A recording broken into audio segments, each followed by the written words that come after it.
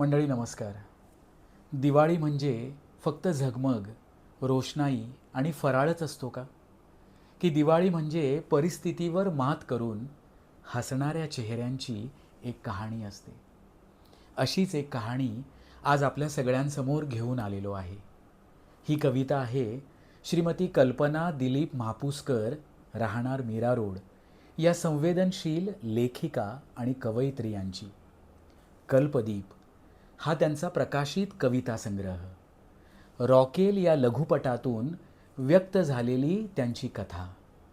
अखिल भारतीय साहित्य संमेलनांमधून कविता वाचनाचा त्यांचा आजवरचा झालेला साहित्य प्रवास आणि अनेक पुरस्कारांनी गौरवलेली त्यांची साहित्य सेवा.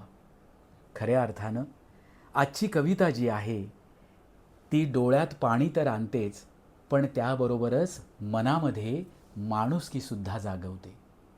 चला तर मग ऐकूया गरिबा घरची दिवाळी. नाही उंच नभदीप पण तीस तेल थोडं.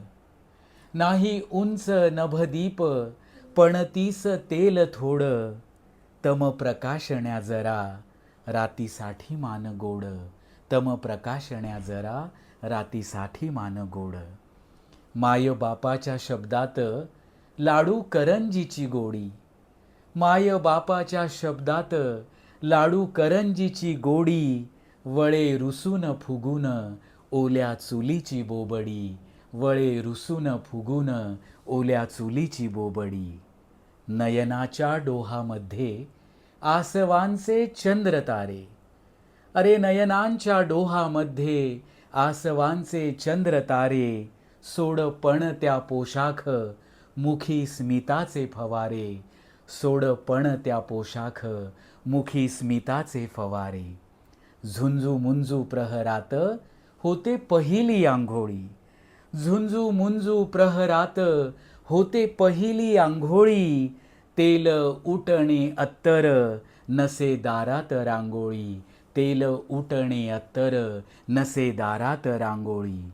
दारू गोळा रम्य स्वर्ग असे परक्या अंगणी. दारू गोळा रम्य स्वर्ग असे परक्या अंगणी.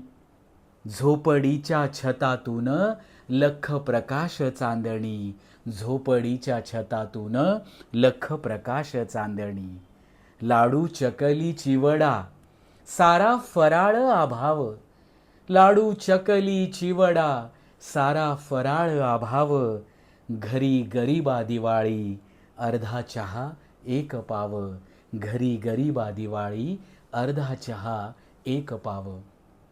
अशी ही भावस्पर्शी गरिबा घरी दिवाळी असणारी कविता, जी आपल्या सगळ्यांना कधी पणतीचं आर्जव करायला लावते, तर कधी अर्ध्या चहाची आणि अर्ध्या पावाची कथा आणि कहाणी सांगून जाते.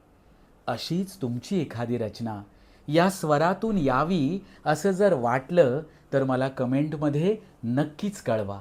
तोपर्यंत आपल्या सगळ्यांची रजा घेतो. धन्यवाद.